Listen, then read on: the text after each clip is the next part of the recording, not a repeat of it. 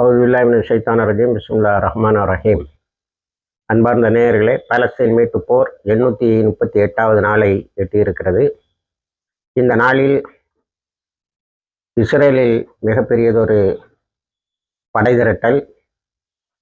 அது Israel, America, அதோடு great Britain 3 நாடுகளும் சேர்ந்து ஈரானை தாக்கும் ஒரு பெரிய பயங்கரம் இருக்கிறது என்று 2-3 நாட்களாக பேசப்படுகிறது. அதில் மிக முக்கியமான ஒரு திருப்பமாக அமெரிக்காவினுடைய, இன்னும் குறிப்பாக சொல்லப்போன அமெரிக்காவினுடைய அதிபர் ட்ரம்புடைய ரிப்ரசன்டேட்டிவ் ஃபார் மிடில் ஈஸ்ட், மத்திய கிழக்கு நாடுகளினுடைய பிரதிநிதி விட்காஃப் திடீரென இஸ்ரேலுக்கு வந்திருக்கிறார். ட்ரம்புடைய மருமகன் ஹவுசர் என்பவர் இஸ்ரேலுக்கு வந்திருக்கிறார். அவர் இப்பொழுது அமெரிக்காவினுடைய பாதுகாப்புகளுக்கெல்லாம் ஒரு தலைமை கண்காணிப்பராக நியமிக்கப்பட்டிருக்கிறார். இதையெல்லாம் விட முக்கியமாக சென்டம் என்று சொல்லக்கூடிய அமெரிக்காவினுடைய சென்ட்ரல் கமாண்ட், அதாவது எல்லா படைகளுக்கும் ஒரு தளபதி பிராட் கூப்பர் என்பவர், அவரும் இஸ்ரேலுக்கு வந்திருக்கிறார். இதையெல்லாம் வைத்துக்கொண்டு இராணுவ நோக்கர்கள் என்ன சொல்கிறார்கள் என்று சொன்னால், ஈரான் மீது ஒரு தாக்குதல் நிச்சயமாக நடக்கும். அதில் ஈரான் யாரையெல்லாம் எதிர்த்து சண்டை போட வேண்டியது இருக்கும் என்று சொன்னால், இஸ்ரேல், அமெரிக்கா, அதோடு MI6 என்று சொல்லக்கூடிய ஆங்கில நாட்டினுடைய ஒரு படையையும் சேர்த்து அவர்கள் சண்டை போட வேண்டியது இருக்கும். 1953 ஆட்சி மாற்றத்தை, ஜனநாயக ரீதியாக தேர்ந்தெடுக்கப்பட்ட ஆட்சியாளரை மாற்றிவிட்டு ஷா பஹ்லவியினுடைய ஆட்சியை நிலைநாட்டும் போது CIA என்று சொல்லக்கூடிய அமெரிக்காவினுடைய சென்ட்ரல் இன்டெலிஜென்ஸ் ஏஜென்சி மட்டும்தான் ஈரானுக்குள் புகுந்தது. இப்பொழுது CIA, மொசாத், அதே போல அமெரிக்க ஆங்கில நாட்டினுடைய உளவுத்துறை MI5, MI6 என்ற இவ்வளவு உளவுத்துறையும் ஈரானுக்குள்ளால் ஊடுருவி இருக்கிறது. ஆகவே ஈரான் இப்பொழுது இவை எல்லாத்தையும் எதிர்த்து சண்டையிட வேண்டும் வேண்டிய ஒரு கட்டாயத்தில் இருக்கிறது என்று சொல்லுகிறார்கள். ஆனால் ஈரானுடைய IRGC, இஸ்லாமிக் ரெவல்யூஷனரி கார்ப்ஸ், எல்லாம் எங்களுக்கு தெரியும். எல்லா நகர்வுகளையும் நாங்கள் கவனித்து கொண்டே இருக்கிறோம். ஈரான் மீது எந்த விதத்தில் கை வைத்தாலும், அது சிறிய தாக்குதலாக இருக்கலாம் அல்லது பெரிய தாக்குதலாக இருக்கலாம், இந்த ரெண்டில் எதை செய்தாலும், லேசாக சீண்டினாலும் நாங்கள் அதை ஒரு முழு யுத்தமாக எடுத்துக்கொண்டு மத்திய கிழக்கு நாடுகளில் உள்ள அமெரிக்கானுடைய எல்லா தளங்களையும் அழிப்போம் என்று சொல்லியிருக்கிறார்கள். நேற்று நான் ஏற்கனவே சுட்டி காட்டியது போல ஜோர்டான் இப்போ பயங்கரமான பயத்தில் இருக்கு. நமது நேயர்கள் பலர் அல்-அக்ஸா மஸ்ஜிதில் எத்தனை பேர் கழிந்த வெள்ளிக்கிழமை தொழுதார்கள் என்ற தகவலை சொல்லவில்லை. சாதாரணமாக நாம் சனிக்கிழமைகளில் சொல்வது அவசியம். ஜோர்டானுடைய இஸ்லாமிக் ஃபவுண்டேஷன் தான், அவுகாஃப் தான் அதை அறிவிக்குது. ஜோர்டான் இந்த பணிகளில் அதிகமாக இருப்பதால் அதை அறிவிக்கவில்லை என்று நினைக்கிறேன். அதனுடைய வெப்சைட்லேயோ அதனுடைய செய்தி இதிலேயோ இல்லை. ஆனால் சபா நியூஸ் போன்ற செய்தி சேனல்கள் தௌசண்ட்ஸ் ஸ்ப்ரெட்னு சொல்கிறாங்க. ஆயிரக்கணக்கானோர் அக்ஸா பள்ளிவாசலில் தொழுதாங்க, அக்ஸா நிரம்பி வழிந்தது என்று சொல்கிறார்கள். அது சாதாரணமாக இந்த தௌசண்ட்ஸ்ன்னு சொல்லும்போது அக்ஸாவில் ஒரு 60,000 பேரிலிருந்து 65,000 பேர் வரை தொழுதிருப்பார்கள். நான் ஏற்கனவே குறிப்பிட்ட மாதிரி அக்ஸாவில் வெள்ளிக்கிழமைகளில் தொழுவதும், இந்த மெஹராஜ் இரவில் ஒரு பெரிய அளவில் கூடினாங்க. 70,000 பேர் அங்கே தொழுதார்கள். அதை அங்கே தொழுவதற்கு அழைப்பு விடுப்பதும், அதற்காக மக்களை கொண்டு வந்து சேர்ப்பதற்கும் இளைஞர்கள், பெண்கள், முதியவர்கள், இப்படி 3 அணிகள் அங்கே தயார் செய்யப்பட்டு அதை அவர்கள் கொண்டு வந்து அக்ஸாவில் சேர்த்து விடுகிறார்கள். இப்போ அக்ஸாவில் தொழுவதே ஒரு பெரிய ஜிஹாதுங்கிற மாதிரி தான் ஏற்பாடுகள் நடைபெறுகிறது. ஏனென்று சொன்னால் பயங்கரமான தடைகள். சில கேட் வழியா அக்ஸாவுக்கு வர வேண்டும் என்று சொன்னால் 15 மணி நேரம் 17 மணி நேரம் செக்கிங். நிறைய பேர் ஜும்மா டைம் ஆனால் அங்கேயே தொழக்கூடிய ஒரு சூழலும் இருக்கிறது. அடுத்தது இந்த விட்காஃபும் இந்த செண்டமுடைய பிராட் கூப்பரும் ஒரு ஆய்வை இஸ்ரேலில் நடத்தி இருக்கிறார்கள். தாக்குதலுக்கு முன்னாடி இஸ்ரேலுடைய நிலை என்ன என்பதை ஆய்வு செய்வதற்காக ஒரு ஒரு ஆய்வை நடத்தி இருக்கிறார்கள். அதில் பல உண்மைகளை கண்டுபிடித்து இருக்கிறார்கள். அதுல மிக முக்கியமான கண்டுபிடிப்பு என்னவென்று சொன்னால், இன்னொரு தாக்குதலை இஸ்ரேல் தாங்காது. இந்த ஒரு வரியை வைத்துக்கொண்டு இந்த யுத்தம் நடக்காது என்று நாம் முடிவுக்கு வரலாம். ஏன்னா இவங்க தவறான, நேற்று நான் ரொம்ப விளக்கமா சொன்ன மாதிரி தவறான ஒரு போர் தந்திரத்தோடு சொல்லுகிறார்கள். காமினியை அகற்றிட்டா எல்லாம் முடிஞ்சு போயிரும்னு. நேற்று காமினிக்கு அடுத்தால யாரு அந்த பதவிக்கு வருவார் என்பதை நேற்று அறிவித்து விட்டார்கள். ஆனால் பேரை சொல்லலை. குறிப்பாக நான் ஏற்கனவே சொன்ன மாதிரி அந்த 12 நாள் தாக்குதலையே காமினிக்கு அடுத்தது யார் வருவா என்பதை அப்பொழுதே நாமினேஷன் போட்டாங்க.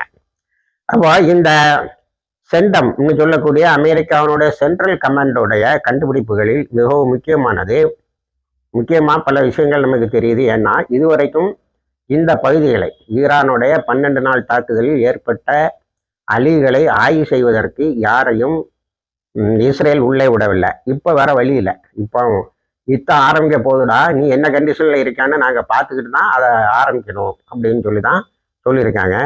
அதில் இஸ்ரேலினுடைய எல்லா பகுதிகளையும் தாக்கக்கூடிய ICBM என்று சொல்லக்கூடிய இன்டர் கான்டினென்டல் பலாஸ்டிக் மிசைல் ஈரானிடம் இருக்கிறது.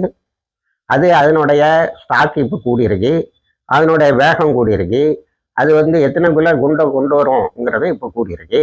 அதனால இஸ்ரேலுக்கு எந்த பாதுகாப்பும் இல்லை. ஏற்கனவே இஸ்ரேலுடைய மிக முக்கியமான தளங்கள் அளிக்கப்பட்டு இருக்கின்றன. இதுல பெரிய நஷ்டம் என்னன்னா, வைஸ்மேன் இன்ஸ்டிடியூட்னு சொல்லக்கூடியது, இதை பத்தி நம்ம வைகரை வெளிச்சத்துல தனியா ஒரு நீண்ட கட்டுரையும் போட்டிருந்தோம். இதுக்கு கீழே இது மேல அதுக்கு பேரு சயின்டிபிக் யூனிவர்சிட்டின்னு பேரு, அதாவது சயின்ஸ் யூனிவர்சிட்டி விஞ்ஞான பல்கலைக்கழகம்னு பேர் வச்சுட்டு கீழே அவ்வளவும் அணு ஆயுத சோதனைகள் இருந்தது. அதுல என்ன சொல்லான்னா, சென்டமுடைய தலைவர் பிராட் கூப்பர் 100 வருடத்து ஆய்வுகள் அத்தனையே நாம் இழந்து விட்டோம். 100 வருஷமா நம்மளுடைய ஆராய்ச்சியாளர்கள் கண்டுபிடித்து தந்திருந்தவற்றை நாம் இழந்திருக்கிறோம் அந்த தாக்குதலில்.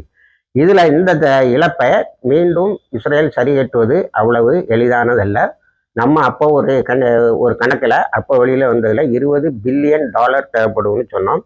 அதுல ஒண்ணுமே இன்னைக்கு இஸ்ரேலு 2 வருஷம் ஆன பிறகும் 1 வருஷம் ஆன பிறகும் ஒன்றும் செய்ய முடியல அப்படிங்கிறத, 1 வருஷம் இல்லை 6 மாசம், ஜூன்ல நடந்து 2025 ஜூன்ல தான் அந்த யுத்தம் நடந்து 6 மாசமா அது பக்கத்திலே போக முடியல. அதுல என்னன்னா, இஸ்ரேலுடைய ஸ்ட்ராட்டஜிக் இன்ட்ரெஸ்ட்னு சொல்றாங்க. ஸ்ட்ராட்டஜிக் இன்ட்ரெஸ்ட்னா இஸ்ரேலுடைய முக்கியமான ஆய்வுக்கூடங்கள், விமானத்தளங்கள், இந்த ஸ்ட்ராட்டஜிக் இன்ட்ரெஸ்ட்ல என்னமெல்லாம் வரும்னா, அதனுடைய யுத்தத்துக்கான தயாரிப்புகள் இருக்கு பாருங்க, அதெல்லாம் இப்போ எந்த இடத்துல இருக்கோ அது அவ்வளோத்தையும் நம்ம அங்கே இருந்து ரீலொகேட் பண்ணணும். வேற ஏதாவது ஒரு இடத்துக்கு கொண்டு போனாதான் இஸ்ரேலை காப்பாற்ற முடியும். ஏனென்று சொன்னால் இப்போ இருக்கக்கூடிய இடம் அவ்வளவும் ஈரானுடைய மிசில்களுக்கு சிறந்த இலக்குகளாக அமைந்துவிடும். ஏற்கனவே இதை வரைபடம்லாம் வச்சிருக்கு, அது வெளியிட்டு இருக்கிறது. ஆனால் இதை ரீலொகேட் பண்ணுறது அவ்வளவு எளிதான விஷயம் அல்ல என்று சொல்லியிருக்கிறார்கள். இது ஒன்று தான் இப்போ நத்தியானுவை ரொம்ப பெரிய அளவில் பதட்டப்பட வைத்திருக்கிறது. நீ எல்லாத்தையும் இராணுவத்தெல்லாம் எல்லாத்தையும் அங்கங்கே இருந்து மாத்துடா, வேற எங்கேயாவது கொண்டு வைத்தாலும் முடியாது. இப்போ ஜோர்டானை தேர்ந்தெடுக்கிறதுக்கு ஒரு காரணம் சொல்றாங்க. ஜோர்டான்ல இருந்து தான் ஈரானை தாக்க போறாங்கன்னு. அது என்ன காரணம்னா, சவுதி அரேபியாவையோ கத்தரையோ தளமாக கொள்ள முடியாது. அவங்க 2 பேருமே எங்க ஏரியாவை நீ பயன்படுத்தவே கூடாது, நாங்கள் அழிஞ்சிருவோம் ஈரானுடைய தாக்குதல்னு சொல்லியிருக்காங்க. ரெண்டாவது, அது பணம் கறக்கும் பசுக்கள். அந்த பணம் கறக்கும் பசுக்களை இவர்கள் பகைத்து கொள்வதற்கு விரும்பவில்லை. ஆகவே ஜோர்டானுக்கு கொண்டு போனாங்க. ஜோர்டான் ஒரு பயங்கர பதட்டத்தில் இருக்கு.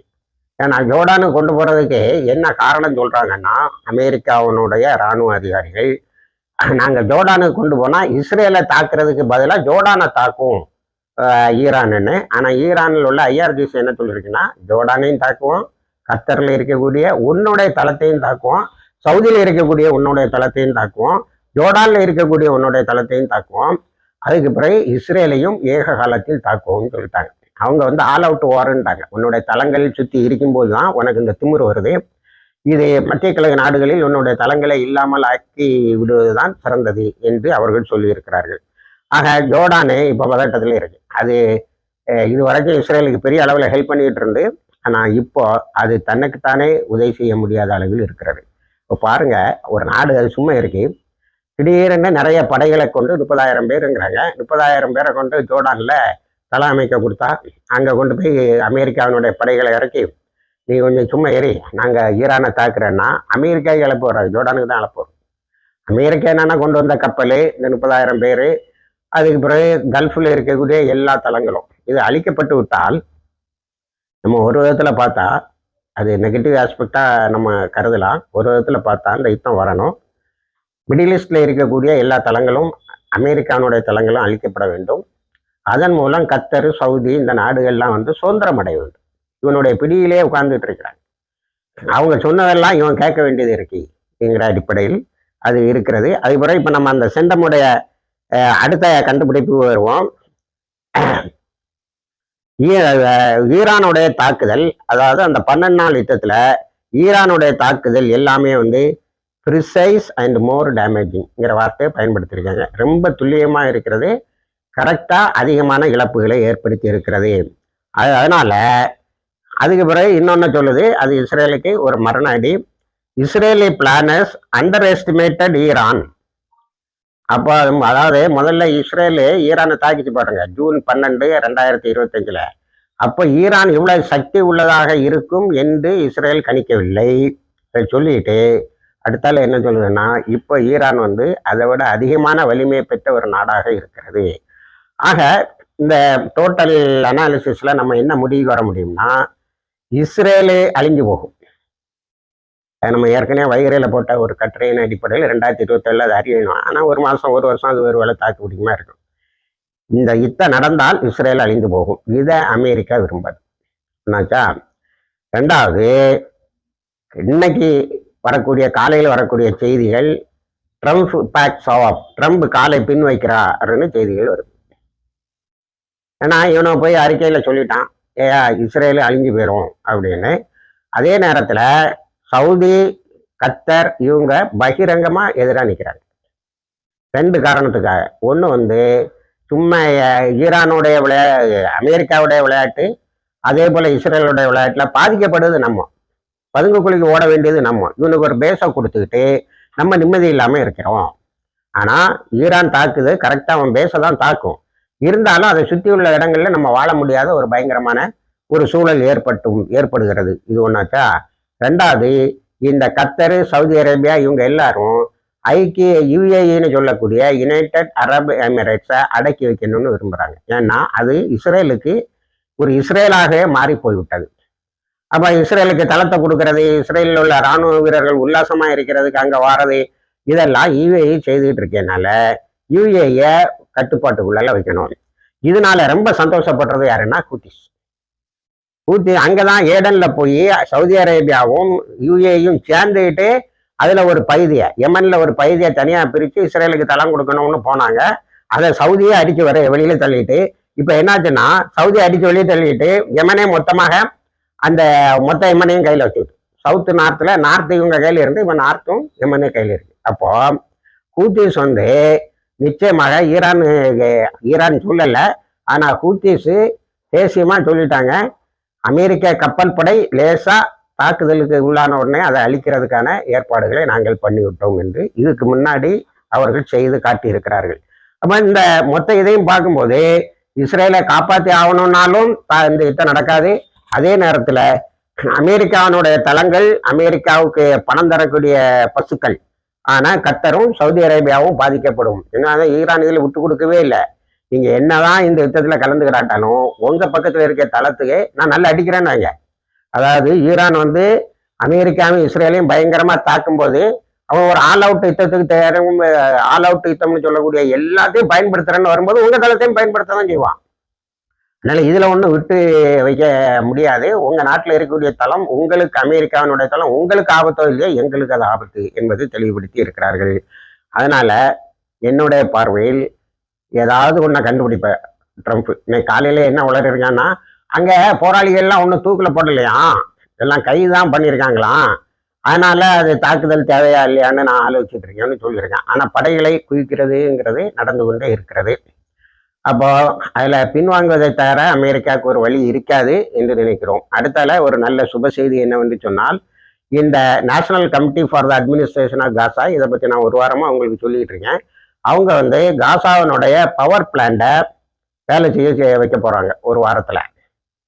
அதோட 2 வருஷமாக இருந்த மின் தடை நீங்கும் என்று அதனுடைய தலைவர் டாக்டர் இன்ஜினியர் அல் சாத்தி ஒரு உறுதிமொழியை கொடுத்திருக்கிறார். அதோட மட்டும் நாங்கள் நிறுத்தலை, இருக்கக்கூடிய ஒரே பவர் பிளான்ட்டை, அதாவது ஒரே மின்சாரம் தயாரிக்கக்கூடிய அந்த ஆலையை நாங்கள் இயக்க போகிறோம். அதோடு உலகத்தில் உள்ள பிரபல்யமான கம்பெனிகளோடு நாங்கள் ஒப்பந்தம் போட்டு சோலார் எனர்ஜி, இப்போ இந்த விண்டர் ரெய்னி சீசன் அங்கே அது முடிஞ்சிட்டுனா அடுத்தது வெயில் காலம் வந்துடும். அதனால் சூரிய ஒளியிலிருந்து மின்சாரம் தயாரிக்கக்கூடிய அந்த இதுக்கு நாங்கள் கான்ட்ராக்ட் போட்டிருக்கோங்கிற நல்ல ஒரு செய்தியை சொல்லியிருக்கிறார். அதோடு அவர் இன்னொன்னையும் சொல்லுவார், அந்த ஒரு பவர் பிளான்ட்டை, அதாவது மின்சாரம் தயாரிக்கக்கூடிய ஒரே அந்த ஆலையை அழித்தது மட்டுமல்ல, 5080 கிலோமீட்டர் தூரமுள்ள மின் இணைப்பு கம்பிகளை எல்லாம் இஸ்ரேல் அழித்து விட்டது. நாங்கள் எல்லாத்துக்கும் கான்ட்ராக்ட் போட்டுட்டோம் அப்படின்னு அவர் சொல்லதை கொஞ்சம் நம்ப முடியுது. ஏன்னா அவர் ஒரு வருஷத்து பட்ஜெட் என் கையில் இருக்குங்கிறார். காசாவை மறுகட்டுமானம் செய்வதற்கான ஒரு வருஷத்து பட்ஜெட்டை எனக்கு வேர்ல்டு பேங்க் வழியாக தந்துட்டாங்க அப்படின்னு. இன்னும் ஒரு வாரத்தில் ரஃபாவோ கிராசிங்கும் ஓப்பன் ஆயிரும். அப்படி இல்லைனாலும் நாங்கள் மற்ற திறப்புகள் வழியாக கொண்டு போய் அதை வாழ வைத்து விடுவோம் என்று சொல்லியிருக்கிறார். வெஸ்ட் பேங்கில் முழு யுத்தம் நடந்துகிட்டு இருக்கு. நேற்று மட்டும் 27 தாக்குதலை மேக்கரையில் போராளிகள் நடத்தியிருக்கிறார்கள். இப்படி பாலஸ்தீன மீட்பு போர் ஒரு பயங்கரமான பதட்டமான சூழ்நிலையை எட்டியிருக்கிறது. ஈரான் மீது இஸ்ரேல் தாக்குவோம் என்று அமெரிக்காவினுடைய பிடிவாதம். இப்பொழுது இஸ்ரேலுக்கு வந்திருக்கக்கூடிய எல்லா சீஃப் ஆர்கிடெக்டும் வந்துட்டாங்க. விட்காஃப் வந்துட்டாரு, ட்ரம்போடைய மர்மம் வந்துட்டான், செண்டமோடைய தலைவர் வந்துட்டாரு. இவங்க இஸ்ரேலை காப்பாற்ற முடியாதுன்னு சொல்லக்கூடிய இந்த அறிக்கை உண்மையாக இருக்கும் என்று சொன்னால், அது ஒரு நீண்ட அறிக்கை. நான் அதில் சில குறிப்பிட்ட பகுதிகளை உங்களுக்கு தந்தேன். அந்த நீண்ட அறிக்கை உண்மையாக இருக்கும் பட்சத்தில் இந்த யுத்தம் நடக்காது. இணைந்திருங்கள், தகவலை தருகிறோம். வாஹிர் தவானா அல்ஹம்துலில்லாஹி ரப்பில் ஆலமீன்.